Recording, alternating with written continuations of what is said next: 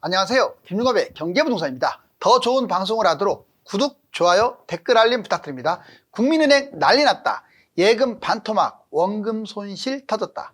1금융권에서 규모가 가장 크고 국민들의 신뢰를 한몸에 받는 KB국민은행이 예금자들에게 최대 60% 원금 손실을 가져왔습니다. 굳게 비도왔던 5대 은행, 주가 연계증권이 지금도 하락 확산 중이라서 얼마까지 손해를 볼지 가늠조차 안 됩니다. 경제와 금융이 불안한 상황에서 적합성에 문제가 불거지면 금융권 부실이 은행권 전반으로 확산될 수도 있습니다. 집값은 겨울 비수기를 맞아 숨고르기를 하고 있는데 언제 내 집 마련과 투자를 해야 할까요? 유료 상담은 010-2626-6276 제가 직접 매수타이밍과 입지를 전해드립니다. 지금 바로 전화 주십시오. 국민은행 난리 났다. 예금 반토막, 원금 손실 터졌다. 얼굴을 쥐어짜고 있죠. 바로 KB국민은행의 상품 원금 손실입니다. 여기 한번 보실래요? 별표를 쳐볼게요. 평생 모은 돈 절반 날려.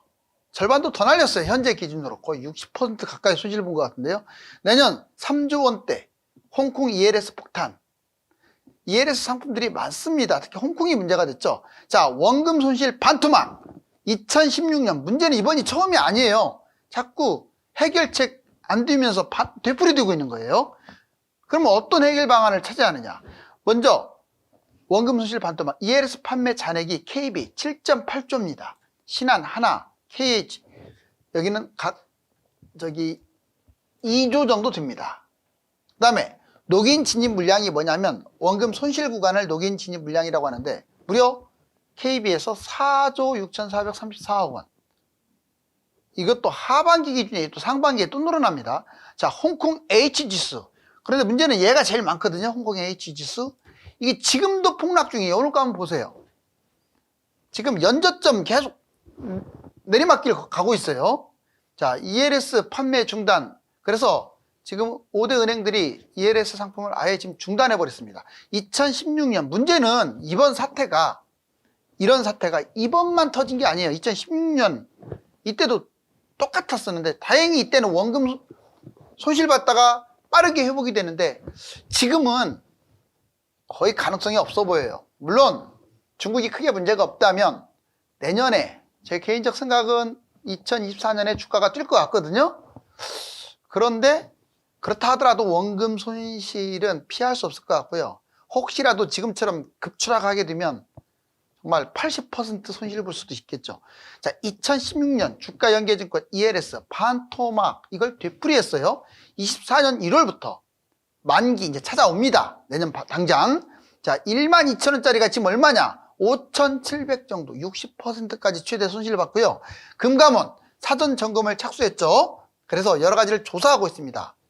금소법상 적합성이 있었느냐 아니면 이걸 깨트리느냐 이게 지금 이거에 따라서 은행이 토해내느냐 아니면 일반인들이 고스란히 손실을 보느냐 제가 보기에는 은행이 토해내는 어려울 것 같아요. 쉽진 않는데 아무튼 문제점 해결 방안 문제점 1금융권 부실 이게 만약 1금융권이 이걸 다 토해내거나 그렇게 되면 또 이제 부실이 생길 거 아니에요.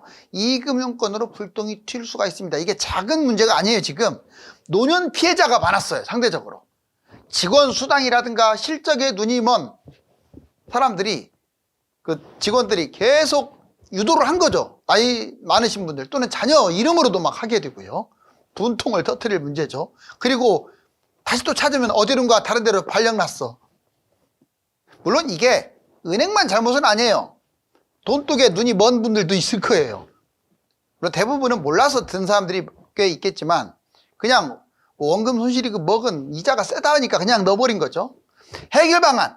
원금 손실을 반드시 확인하고 얼마나 위험한 상품인지를 반드시 알아야 돼요. 그리고 배상 기준제. 정부로서는 배상 기준 냉정하게 좀 했으면 좋겠어요. 은행 편만 들지 말고 피해를 본 서민들 편까지. 여기 보시면 은행별 ELS 판매 잔액과 만기 규모. KB은행, 신한, 하나, NH, 그 다음에 우리은행 쭉 보겠습니다. 7조 8,458억.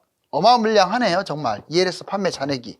신한, 하나, NH농협은 2조대고 우리은행은 413억. 그런데 이제 은행권의 홍콩 H지수 이게 문제죠. 홍콩 AGS ELS 내년 만기 규모가 봤더니 KB국민 와 4조 7천, 신한 1조 3천, 하나 7,500, 우리 249억, NH농협 1조 4천. 정말 엄청난 규모네요. 이게 사실상 다 반토막 난 상태거든요. 지금 반토막도 어제 이야기지 또 오늘 추가로 막 추락하는 거 보면 무섭습니다. 자, 홍콩 ELS 폭탄이 터진다. 결국 이걸 한번 깔끔하게 정리를 해볼게요. 자, 볼까요? 먼저, 자, 여러분들이 이제 은행에 갔어. 그냥 나는 예금만 들러 갔을 뿐인데, VIP실 딱 모시고 가셔가지고 가입을 권유하는 거예요. ELS를. 4% 이상 ELS를 강추하면서 자기들한테 불리한 것들은 말 안 하고 유리한 것들만 계속 말을 하니 넘어가죠. 연세 드신 분들. 65세 이상 고령이 30%에 육박합니다. 안전한 게 맞다. 이거 불안할 거 없다. 우리가 얼마나 큰 은행이냐. 그런 것만 보는 거지 사람들이. 이 상품은 보지를 않고. 결국 지금 난리 났잖아요. 그 다음에 원금 손실을 문자로 보냅니다. 도중에. 처음에는 그런 말도 작게 하거나 거의 표를 안 냈다가 도중에 원금 손실 문자를 막 보내요. 그럼 이게 뭔 일인가 하고 이제 가서 해지하려고 하면 이미 손실을 많이 봤잖아요. 그리고 5% 수수료도 내야 돼요. 이러니 해지도 못해요. 그리고 본인들은 다 말했다고 그래요. 왜? 녹음도 있고 다 있다고 하는 거죠. 자, 12월 4일 현재 손실을 봤더니 고점 대비 50에서 60%예요. 여러분들 이렇게 손실 봤는데 원금을 해지하겠어요? 몇 천만 원이 몰라도 막 10억 이렇게 한 사람들도 있을 텐데. 은행 불완전한 판매 아니라고 그럽니다. 원래 불완전한 판매를 하게 되면 기책사유가 은행에 이게 가 있는데 다 빠져나갈 구멍은 만들죠. 자, 서명이라든가 녹취라든가 모든 요건을 갖춰가지고. 그리고 정부는 여러분들 개인 편이 아니에요. 집단 편이에요. 보통 보면은 은행 편을 들지 일반 개인이 편을 들겠어요? 자, 은행 책임론도 있습니다. 왜? 손실을 축소하고 은폐하고 대리 가입도 있고, 물론 은행별로 달라요. 다 모든 은행이 그랬다는 게 아니라 이런 부분들을 봤을 때 또 예전에 손실 엄청나게 봤는데, 그렇다면 그 위험성을 정확하게 얘기를 해야 하는데, 그 위험성을 말하면 원금 손실을 본다면 여러분들 할 사람 아무도 없을 거예요. 그런데 재밌는 게 원금 손실을 본다면 아무도 안 합니다 해서 원금 손실을 본다는 얘기를 안 했다고 하는데, 그 자체가 문제 아닙니까? 이제 ELS 문제점, 홍콩 H지수 60% 손실. 자, 원금 손실 가능성 축소해버렸어요. 예금만큼 안전하다 이렇게 이것만 강조하는 거예요. 이자는 더 세고. 투자 성향 조작 유도, 공격적 투자형으로 변경시킨 거죠. 그 다음에 녹취 시 답변을 이미 지정을 했어요. 네, 동의합니다 이런 거. 거의 그러니까 사실상 뭐 뭔지도 모르고 네 했을 뿐인데 손실을 50% 본 거죠. 자, 대리가입 진행, 부모, 형제, 지인 등 이런 식으로 유도를 하고. 세상에 어떻게 직원들이 이래요? 자, 미상환 잔액이 무려 15조 6,168억 원입니다. 내년 상반기 1월에서 6월 만기 예정이 8조 4,100인데 이제 기간도 없잖아요. 상반기면. 뭐 그 사이에 홍콩 H지수가 얼마나 뛰겠어요. 더군다나 중국 주가는 정말 형편없는데 손실 추정액이 기본적으로 3, 4조. 자, 여기 보시면 자, 항생 차이나기업 H지수 보니까 5,761 지금 현재입니다. 근데 고점 봤더니 자 12,000 벌써 60% 손실 본 거죠. 그럼 고점에 들었다는 이제 조건이죠. 자, 부동산 3대 지수 모두 하락. 매매, 분양, 경매. 그럼 앞으로 부동산은 어떻게 되느냐? 이제 부동산 얘기를 좀 해볼까요? 부동산 3대 거래 시장이 지금 마비. 거래가 안 되니까. 경매, 그 다음에 매매, 청약. 이 세 가지. 먼저 매매부터 보겠습니다. 거래량이 10월 거래량이 2,312건. 9개월 최저예요. 보통 3, 4천 건대 서울이 거래됐거든요. 그 다음에 시세.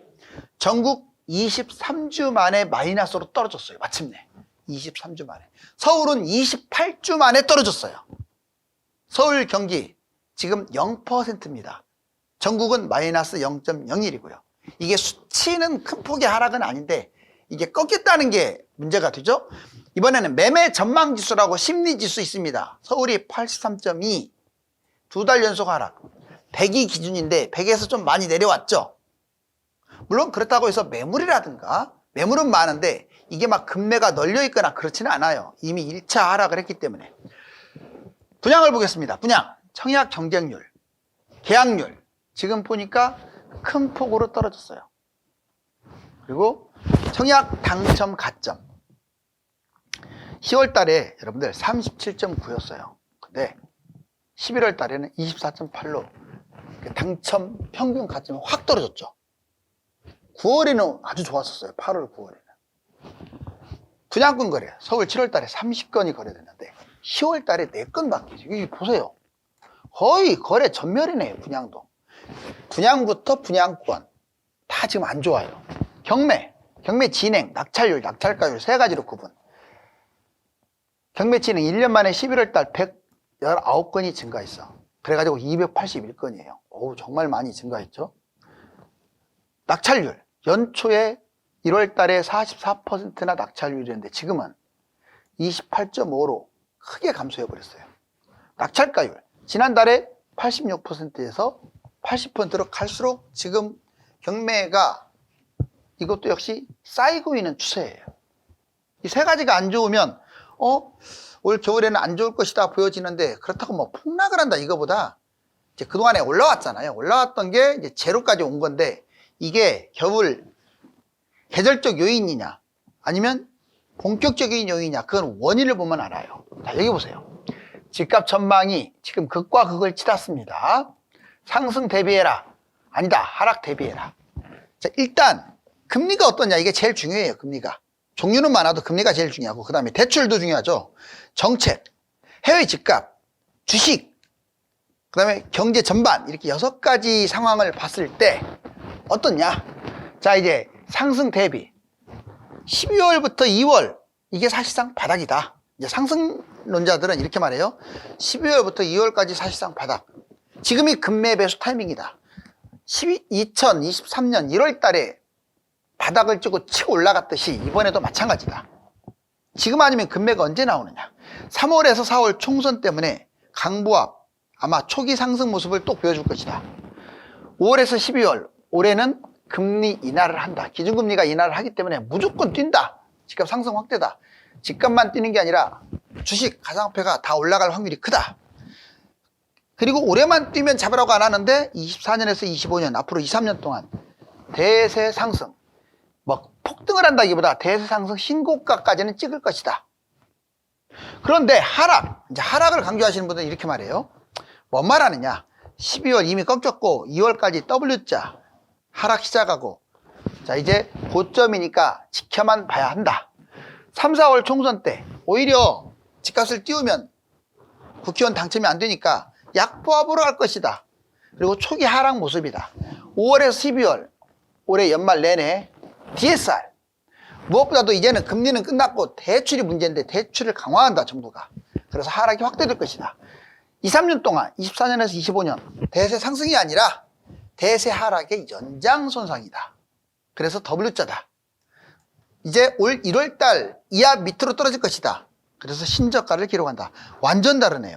자, 제가 보기에는 솔직히 말하면 이 금리가 제일 중요한데 금리가 떨어진다면 집값이 올라갈 가능성이 저는 높다고 봐요.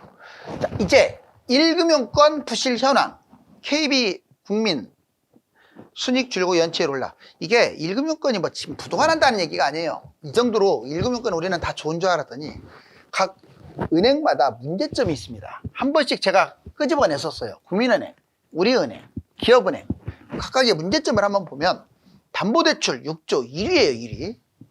부실채권 9,880억 1위. 물론 본인들의 그 자금 규모에 의한다면 큰 금액은 아니지만 그래도 상당히 안 좋은 쪽이 계속 1위입니다. 부동산 PF 11조로 1위입니다. 리볼링 국민카드가 급증하는 추세고 홍코 ELS 녹인 진입 손실 구간 50% 제일 많이 했죠. 다른 은행 다 합친 것만큼 국민은행이 많아요. 4조 6,434억 1위입니다. 자, 1위 안 좋은 거 1위가 많네요. 우리은행도 문제가 있습니다. 부실경영, 파생상품, 운용과정 962억 손실. 5대 은행 중에서 누가 제일 부실하냐? 뭐 아주 심각하게 부실한 곳은 없지만 우리은행이 제일 가능성이 크죠. 자, 손실 DLF 1065억 손해배상, 700억 횡령, 건전성은 꼴찌예요. BIS 16%, 저축은행 14%하고 차이가 안 나.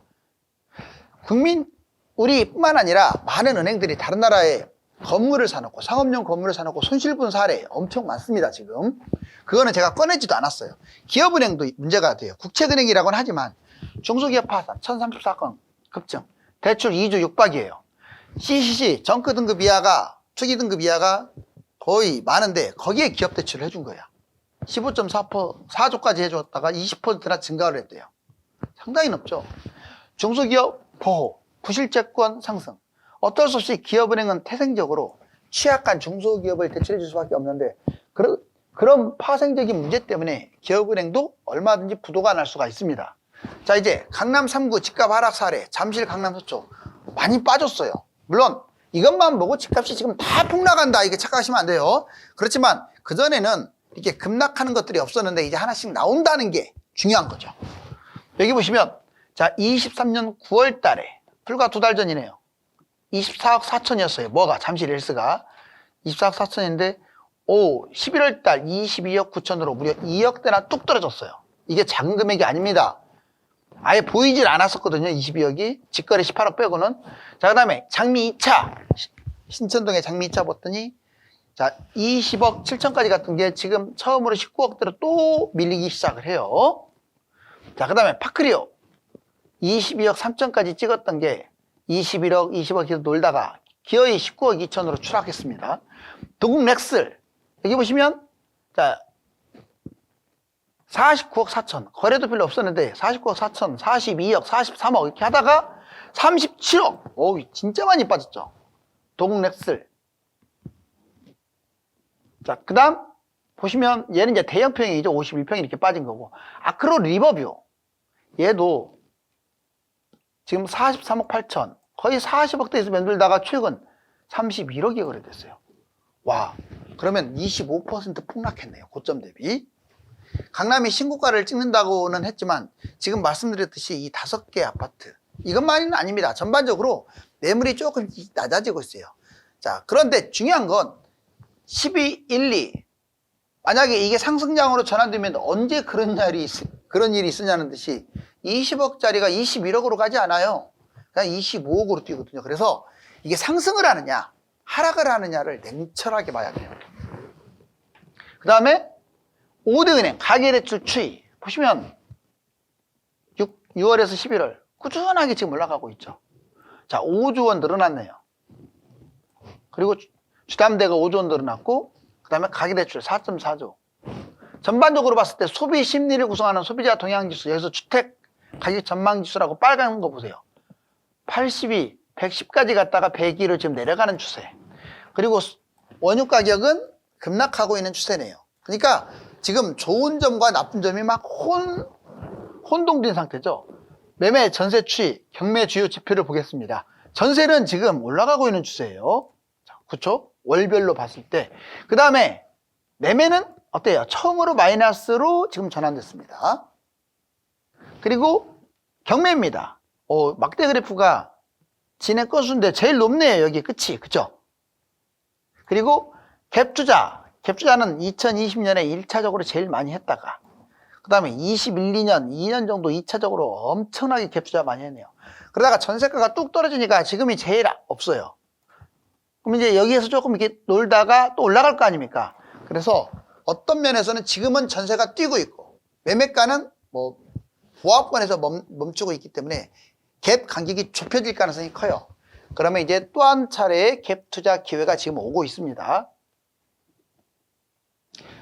자, KB, 신한, 하나, 우리, NH동협 지금 은행이 무너지는 이 소리가 지금 들리는데 국민은행의 원금 손실 사태가 몇 년 만에 벌써 2번씩이나 반복되는 것을 보면 고객 우선보다 자신들의 성과금 잔치에 눈이 멀었기 때문입니다. 감사합니다.